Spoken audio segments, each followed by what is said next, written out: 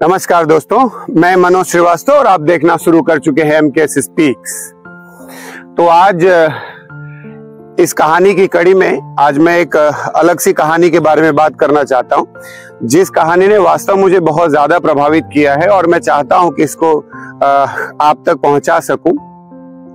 हमारे जीवन में बहुत तरह के चैलेंजेस होते हैं और इन चैलेंजेस में कई बार इस बात पर निर्भर करता है कि हम लोगों ने उन सीमाओं को किस हद तक स्वीकार कर लिया है।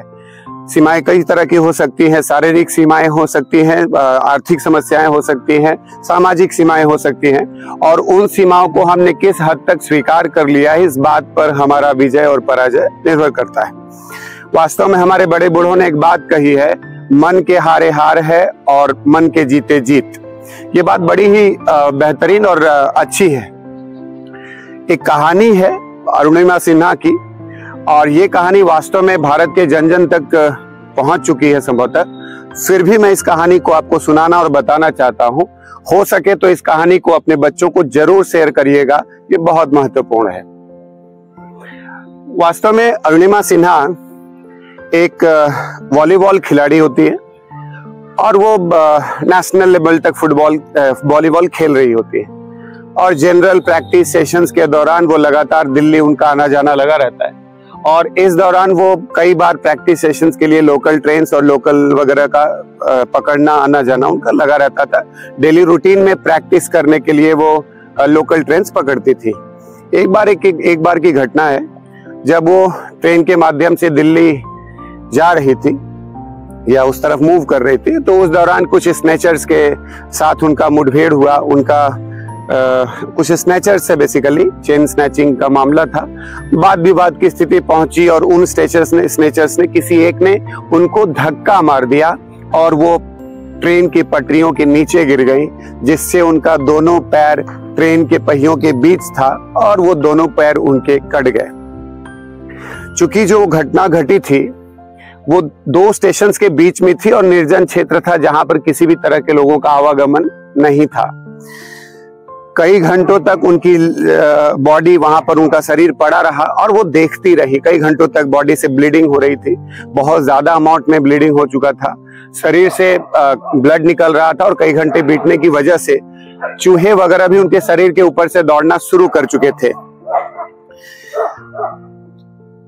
कुछ समय पश्चात जो है राहगीर वगैरह वहां से गुजर रहे होते हैं और उन्हें पता दिखता है कि एक कोई भी रेल की पटरियों पर गिरा हुआ है और वो पड़ा हुआ है। उन्हें उठा करके वहां के लोकल हॉस्पिटल के पास ले जाते हैं। चूंकि मामला काफी गंभीर हो चुका होता है, ब्लीडिंग बॉडी से बहुत ज्यादा हो चुकी होती है, तो वहां के लोकल डॉक्टर्स और जो भी अथॉरिटीज है वो उनको सजेस्ट करते हैं कि अगर पैर को इस समय नहीं काटा गया तो फिर निश्चित रूप से उनके जीवन पे खतरा हो सकता है। इस बात को मानते हुए, चूंकि एक एथलीट का पैर का जाना उसके जीवन जाने के बराबर होता है, लेकिन चूंकि शारीरिक जीवन उनको बचाना था, इसलिए वो इस बात पर सहमत हुई कि मेरे पैर काट दिए जाए। पैर उनके काटे गए। उसके पश्चात उनका जो देखभाल है, उनका जो केयर है, वो एम्स दिल्ली में हुआ और एम्स दिल्ली में कई महीनों के ट्रीटमेंट के पश्चात धीरे धीरे प्रोस्थेटिक लेग्स लगाए गए। प्रोस्थेटिक लेग्स का मतलब आप समझते हैं, आर्टिफिशियल लेग्स।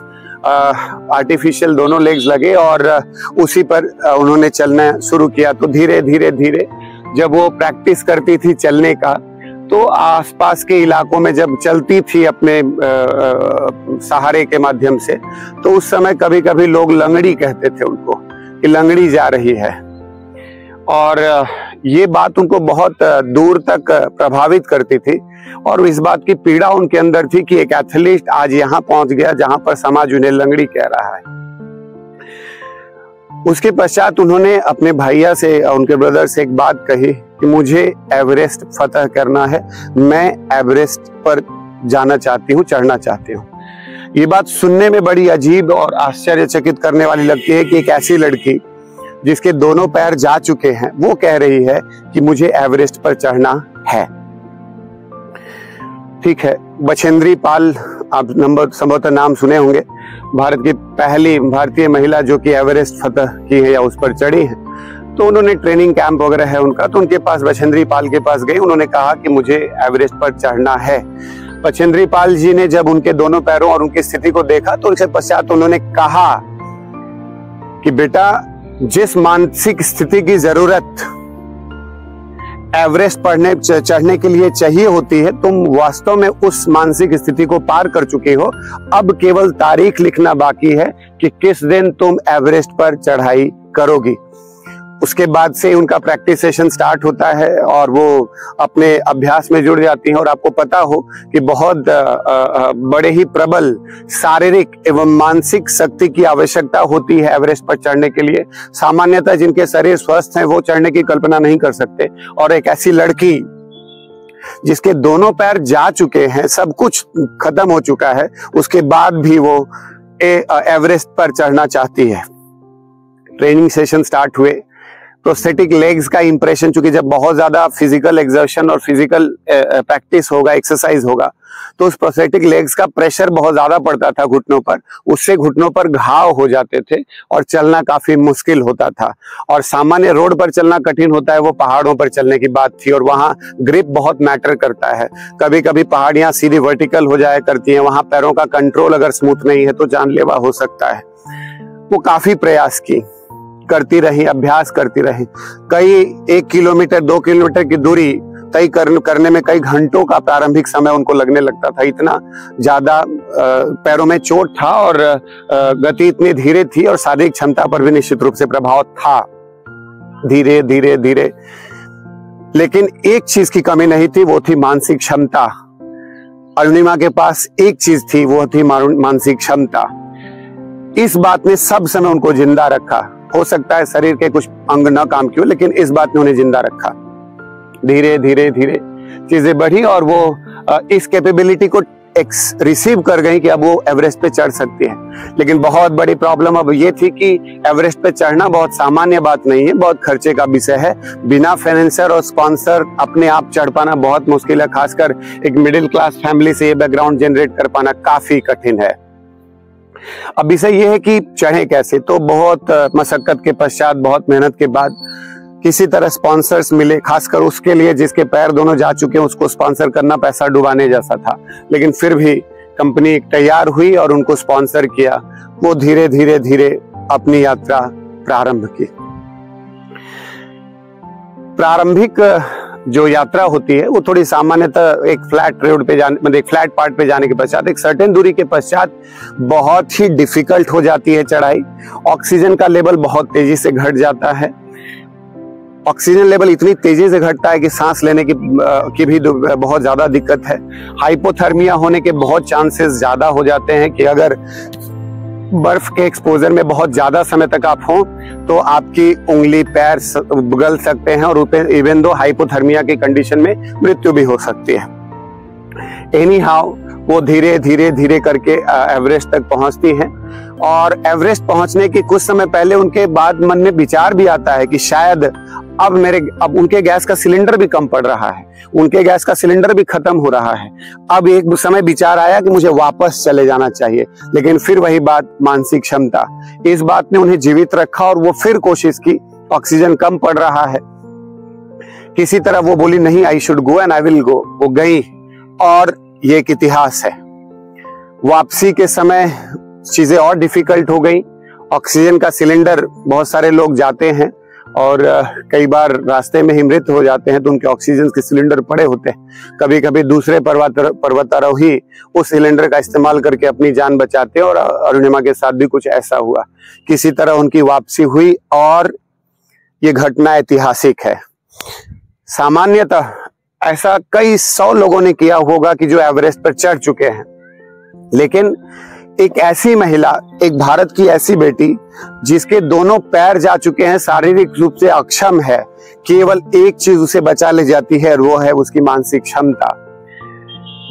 कहानी बहुत ही इंटरेस्टिंग है, ये असाधारण है और आपको शायद थोड़ी समझ हो अगर, तो एवरेस्ट पे चढ़ना मानसिक और शारीरिक दोनों ही तौर पर बहुत ही मुश्किल होता है, बहुत ही ज्यादा मुश्किल। कभी कभी इसके लिए कई महीनों की स्पेशल ट्रेनिंग की आवश्यकता पड़ती है, फिजिकल ट्रेनिंग की आवश्यकता पड़ती है, परंतु अरुणिमा ने ये किया। कहानी का प्रभाव क्या है, इसका असर क्या है? हमने कहा मन के हारे हार है और मन के जीते जीत। अगर हमने किसी भी हार को मन से स्वीकार कर लिया है तो फिर हार भी स्वीकार हो चुकी।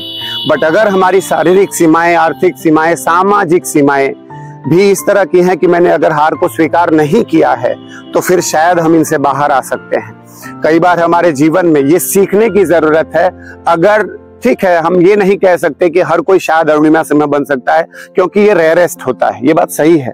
लेकिन कम से कम सरेंडर करने के पहले एक बार तो हम सोच सकते हैं कि हम भी जिंदा हैं। सामान्यतः आपने देखा होगा सड़क पर चलने वाले लोग कभी कभी ठीक ढंग से नहीं चल पाते हैं, बट वही आदमी जिसके पैर में स्टील का रॉड लगा हुआ है, जो ठीक से चल नहीं पाता है, वो ओलंपिक में गोल्ड मेडल जीत के लाता है। सारी की सारी बात इच्छा शक्ति और कहीं ना कहीं मानसिक क्षमता का है। इसलिए हमें ये सीख मिलती है कि जब तक मैंने हार को हृदय से स्वीकार नहीं किया है तब तक मुझे कोई हरा नहीं सकता। अगर मैंने बढ़ने की इच्छा शक्ति नहीं रुकी नहीं है, मैं जाना चाहता हूं, तो मुझे कोई रोक नहीं सकता। तो इस बात से सीखने की आवश्यकता है और हमें समझने की जरूरत है।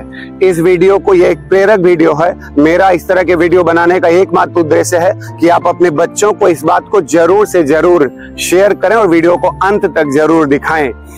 कुछ अच्छी वैल्यूज को उन तक प्रेषित करें और कुछ अच्छी बातों को उन तक समझाएं। उनके जीवन में इन बातों का जाना जरूरी है। तो बहुत बहुत धन्यवाद है आप सभी लोगों का। हो सके तो अगर कंटेंट अच्छा लगे तो निश्चित रूप से सब्सक्राइब करें, लाइक करें और शेयर करें, जिससे कि कुछ अच्छी बातें भी लोगों तक पहुंच सके, कुछ अच्छी चीजें भी शेयर की जा सकती हैं। तो जरूर शेयर करें और ढेर सारी शुभकामनाएं। धन्यवाद है आप सभी लोगों का। फिर मिलेंगे। शुक्रिया। आप सभी लोगों का दिन शुभ हो।